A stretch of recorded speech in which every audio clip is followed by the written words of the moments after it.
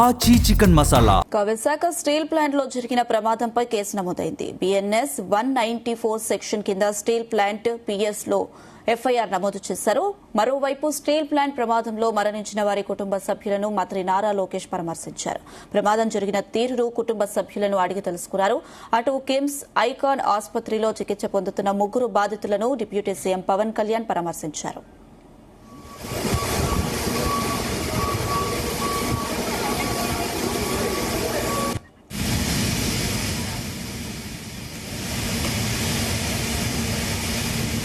ఇదే అంశం సంబంధించి మరిన్ని అప్డేట్స్ మా ప్రతినిధి చంద్రశేఖర్ అందిస్తారు. చంద్రశేఖర్. రైట్ అనుస, ఏదైతే విశాఖ ఉక్కులో నిన్న సాయంత్రం 4:30 గంటల ప్రాంతంలో SMS-1 లో ఉన్నటువంటి దాంట్లో జరిగినటువంటి ప్రమాదం ఏదైతే ఉందో ఆ ప్రమాదానికి సంబంధించి దాదాపు 8 మంది కార్మికులు అయితే మృత్యువాత పడ్డారో అందులో 5 ఉద్యోగులు, మరో 3 మాత్రం కాంట్రాక్ట్ కార్మికులు. వీరు 8 మంది పూర్తిగా కూడా మృత్యువాత పడినటువంటి పరిస్థితి కనిపిస్తుంది. అలాగే మరో 6 అయితే గాయాల పాలైనటువంటి పరిస్థితి ఉంది. ఈ నేపథ్యంలో ఇటు విశాఖ కిమ్స్ ఆసుపత్రితో పాటు MGM ఆసుపత్రికి కూడా క్షతగాతులను తరలించి ట్రీట్మెంట్ అయితే అందిస్తున్నారు. ప్రధానంగా చూసుకుంటే నిన్న సాయంత్రం ఏదైతే ద్రవణానికి సంబంధించినటువంటి ఘటన జరిగిందో ఆ ఘటన తర్వాత ఒక్కసారిగా కూడా SMS స్టీల్ మెల్ట్ షాప్ లో పెద్ద ఎత్తున కూడా మంటలు వ్యాపించి చుట్టుపక్కల ఉన్నటువంటి కార్మికుల మంటలంతా కూడా చుట్టుముట్టడంతో 8 మంది కార్మికులు కూడా లోపలే సజీవ దహనమైనటువంటి ఘటన ఏదైతే ఉందో పూర్తిగా కూడా ఈ ఘటనతో ఒక్కసారిగా విశాఖ అంతా ఉలిక్కి పడినటువంటి పరిస్థితి ఉంది. ఈ నేపథ్యంలో చూసుకుంటే ఇటు కార్మికులకు సంబంధించినటువంటి ఘటన జరిగిన వెంటనే కూడా కేంద్ర రాష్ట్ర మంత్రులు కూడా వెంటనే స్పందించినటువంటి పరిస్థితి కనిపిస్తుంది. రాత్రి 12 గంటల ప్రాంతంలో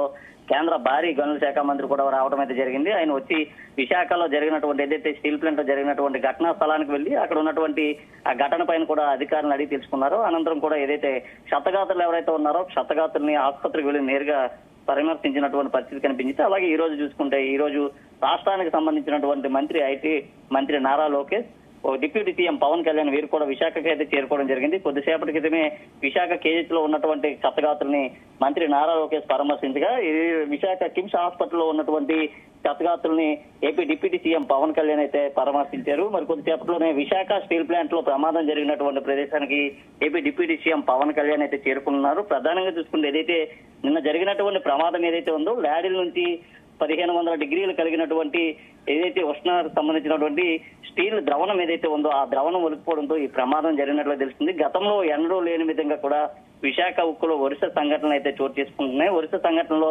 కార్మికులంతా కూడా వారి యొక్క ప్రాణాలను కూడా కోల్పోతున్న పరిస్థితి కనిపిస్తుంది. ఈ నేపథ్యంలోనే కేంద్ర ప్రభుత్వం కూడా మృతుల కుటుంబాలకి 25 లక్షల చొప్పున కూడా ఎక్స్గ్రేసియా ప్రకటించడంతో పాటు క్షతగాత్రులు ఎవరైతే ఉన్నారో క్షతగాత్రులకు సంబంధించి కూడా 15 లక్షల రూపాయలు ఎక్స్గ్రేసియా ప్రకటించి అలాగే మృతుల కుటుంబాలకు సంబంధించినటువంటి పిల్లలు ఎవరైతే ఉన్నారో వారికి ఉచితంగా విద్య అందించేటటువంటి పరిస్థితిని కూడా తీసుకొచ్చింది. అలాగే ఏదైతే వారి కుటుంబ సభ్యులకు సంబంధించి ఒకరిని కూడా ఉద్యోగం కల్పిస్తామని అయితే జరిగింది. ముఖ్యంగా చూసుకుంటే ఈ ఘటన తర్వాత మరో 2 కార్మికులు కూడా పూర్తిగా కూడా వెంటిలేషన్ పైన చికిత్స పొందుతున్నటువంటి పరిస్థితి కనిపిస్తుంది. వారి పరిస్థితి కూడా విషమంగా ఉన్నట్లు వైద్యులు అయితే ప్రస్తుతం పేర్కొంటున్నారు. వారికి సంబంధించి సరైన వైద్యం అందించే విధంగా కూడా రాష్ట్ర ప్రభుత్వం ఇప్పటికే ఆయా ప్రాంతాలకు వెళ్లి వారిని సందర్శించినటువంటి పరిస్థితి కనిపిస్తుంది. ఇప్పటికే ఆ ప్రాంతానికి చేరుకున్నటువంటి కేంద్ర రాష్ట్ర మంత్రులు వారి యొక్క కుటుంబాలకైతే భరోసా కల్పిస్తున్నారు. పూర్తిగా కూడా ఆర్థిక భరోసా ఇచ్చే విధంగా కూడా చర్యలు అయితే చేపడుతున్నారు. ముఖ్యంగా చూసుకుంటే కిమ్స్ ఐకాన్ లో చికిత్స పొందుతున్నటువంటి బాధిత కుటుంబాలను కూడా డిప్యూటీ సీఎం పరామర్శించడమే జరిగింది. ముఖ్యంగా చూసుకుంటే ఏదైతే విశాఖ స్టీల్ ప్లాంట్ లో జరిగినటువంటి ఘటన ఏదైతే ఉందో ఈ ఘటనకు సంబంధించి విశాఖ స్టీల్ ప్లాంట్ కి సంబంధించినటువంటి పోలీస్ స్టేషన్ లో కేసు కూడా నమోదు చేశారు.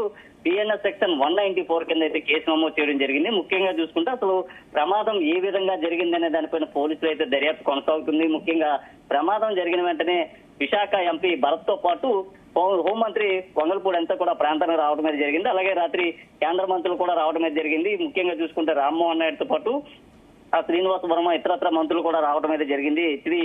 వీరందరూ కూడా రావడం అయితే జరిగింది. వచ్చిన తర్వాత ప్రమాదం జరిగినటువంటి విషయాన్ని అధికారులను అడిగి తెలుసుకున్నారు. గతంలో ఎన్నడూ కూడా ఇటువంటి ప్రమాదం అయితే జరగలేదంటూ కూడా అక్కడ ఉన్నటువంటి కార్మిక సంఘాల నాయకులు కూడా చెప్తున్నారు. ఏదైతే ల్యాడీలకు సంబంధించినటువంటి విషయంలో ఈ పేలుడు ద్రవం ఏదైతే ఉందో ఈ పేలుడు ఘటన గతంలో ఎన్నడూ లేని విధంగా జరిగింది. గతంలో ఎప్పుడు కూడా విశాఖ స్టీల్ ప్లాంట్ లో ఇలాంటి ప్రమాదం చోటు చేసుకుని ఇదే మొట్టమొదటి ప్రమాదం అంటూ కూడా చెప్తున్నారు. ముఖ్యంగా చూసుకుంటే ఆ సమయంలో విధుల్లో ఉన్నటువంటి కార్మికులు పూర్తిగా కూడా అక్కడ సజీవ దహనం అవడం, మరి కొంతమంది కార్మికులు గాయపడినటువంటి పరిస్థితి కనిపిస్తుంది. ప్రమాదం జరిగిన తర్వాత లోపల ఉన్నటువంటి కొంతమంది కార్మికులు అయితే అక్కడ నుంచి బయటికి భయంతో పరుగులు తీసినటువంటి పరిస్థితి కనిపిస్తుంది. ఈ ఘటనకు సంబంధించి కూడా ఇప్పటికే ఆ రాష్ట్ర ముఖ్యమంత్రి నారా చంద్రబాబు నాయుడు పూర్తిగా దిగ్భ్రాంతిని కూడా వ్యక్తం చేయడం అనేది జరిగింది. ఈ నేపథ్యంలోనే ఈ రోజు మంత్రి నారా లోకేష్ కూడా బాధిత కుటుంబాలని పరామర్శిస్తున్నటువంటి పరిస్థితి కనిపిస్తుంది. కొద్దిసేపటి క్రితమే క్రేజీలో ఉన్నటువంటి బాధితులను ఆయన పరామర్శించిన తర్వాత ఏదైతే ఘటన జరిగినటువంటి ప్రాంతం ఏదైతే ఉందో విశాఖ ఉక్కులు జరిగి సంబంధించినటువంటి SMS 1 వద్దకు అయితే మరికొద్ది సేపట్లోనే ఆయన చేరుకున్నారు. చేరుకున్న తర్వాత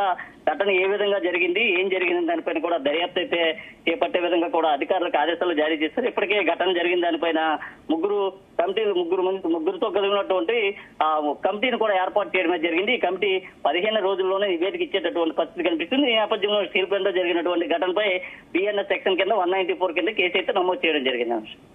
ఎస్ చంద్రశేఖర్, అటు ప్రస్తుతం హాస్పిటల్లో ట్రీట్మెంట్ తీసుకుంటున్న వారి పరిస్థితి ఎలా ఉంది? వారిని ఇప్పటికే రాష్ట్ర మంత్రులు, కేంద్ర మంత్రులు కూడా పరామర్శించిన పరిస్థితి, అటు ఏపీ డిప్యూటీ సీఎం కూడా కాసేపట్లో పరామర్శించనున్నారు. హాస్పిటల్లో ట్రీట్మెంట్ తీసుకుంటున్న వారి పరిస్థితి ఎలా ఉంది? దీనికి సంబంధించి డాక్టర్స్ ఏం చెప్తున్నారు? చూసుకుంటే ఏదైతే మృతులతో పాటు మరో 6 అయితే గాయపడినటువంటి పరిస్థితి కనిపిస్తుంది. వారిలో మాత్రం ఇద్దరు పరిస్థితి మాత్రం విషమంగా ఉన్నట్లయితే వైద్యులు అయితే చెప్తున్నారో వారికి వెంటిలేషన్ పైన వైద్య సేవలు అయితే అందిస్తున్నారు. ఈ నేపథ్యంలోనే కేంద్ర రాష్ట్ర మంత్రులు కూడా ఎక్కడైతే వైద్యం పొందుతున్నారో బాధితుల దగ్గరికి వెళ్ళి అయితే మాట్లాడమే జరిగింది. అందులో ఒక బాధితుడైతే అక్కడ ఉన్నటువంటి అధికారులతో కావచ్చు లేదా మంత్రులతో కూడా మాట్లాడినటువంటి పరిస్థితి కనిపిస్తుంది. తన కుటుంబ సభ్యుల్ని చాలా జాగ్రత్తగా చూసుకోవాలంటూ కూడా ఆయన చెప్పినటువంటి పరిస్థితి కనిపిస్తుంది. పూర్తిగా కూడా శరీరం కాలిపోవడంతో వారికైతే వైద్య సేవలు అందించేటటువంటి ప్రయత్నం అయితే చేస్తున్నారు. ఇప్పటికే వెంటిలేషన్ పైన వారికి వైద్య సేవలు అందించినటువంటి పరిస్థితి అయితే కనిపిస్తుంది. మరికొంతమంది కొద్దిపాటి గాయాలతోనే బయటపడినటువంటి పరిస్థితి కనిపిస్తుంది. మరికొంతమంది ప్రాణాలతో చిన్న గాయాలతో కూడా పరుగులు తీసి వారి యొక్క ప్రాణాలు కూడా దక్కించుకున్నటువంటి పరిస్థితి కనిపిస్తుంది. చరిత్రలో ఏదైతే విశాఖ ఉక్కు నిర్మించిన తర్వాత జరిగినటువంటి ప్రమాదం ఏదైనా ఉందంటే అందులో ఏదో అతిపెద్ద ప్రమాదం అని చెప్పుకోవచ్చు. ముఖ్యంగా కూడా ఏదైతే దీనికి సంబంధించినటువంటి ఘటనకు సంబంధించి ఒక్కసారిగా అక్కడ ఉన్నటువంటి కార్మికులంతా కూడా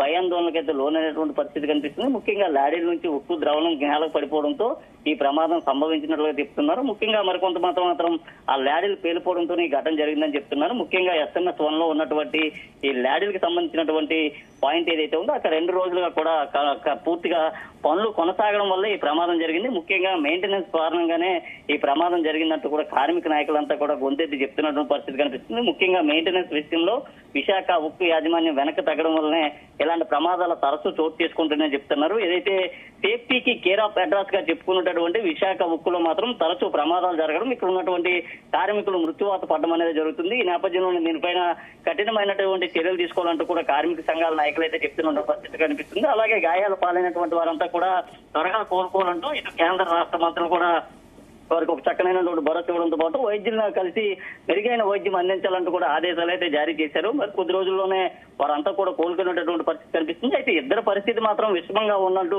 వైద్యులు అయితే చెప్పుకుంటూ వస్తున్నారు. వారికి సరైనటువంటి ట్రీట్మెంట్ చేస్తున్నాం, వారు ట్రీట్మెంట్ కి వారి యొక్క బాడీ కానీ సహకరిస్తే త్వరగానే కోలుకునేటటువంటి పరిస్థితి ఉందంటూ కూడా వైద్యులు అయితే ఇప్పటికే చెప్పినటువంటి పరిస్థితి కనిపిస్తుంది. వారందరికీ కూడా వెంటిలేషన్ పైన వైద్యించడంతో పాటు పూర్తిగా దీనికి సంబంధించినటువంటి అంశాలను ఎప్పటికప్పుడు రాష్ట్ర ప్రభుత్వానికి అలాగే దానికి సంబంధించినటువంటి ఆయా శాఖ అధికారులకు కూడా ఇస్తామంటూ కూడా ఇప్పటికే వైద్యులు అయితే చెప్పినటువంటి పరిస్థితి అయితే ఉన్న అంశం.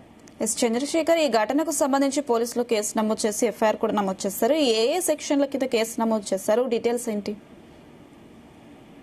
ముఖ్యంగా చూసుకుంటే విశాఖ స్టీల్ ప్లాంట్ లో జరిగినటువంటి ఘటన ఏదైతే ఉందో ఈ ఘటనకు సంబంధించి మొట్టమొదటిసారిగా విశాఖ స్టీల్ ప్లాంట్ కి సంబంధించినటువంటి పోలీస్ స్టేషన్ లో కేసు నమోదు చేయడం జరిగింది. గతంలో జరిగినటువంటి చిన్న తప్పిదాలకు మాత్రమే కేసులు నమోదు చేసేవాళ్ళు.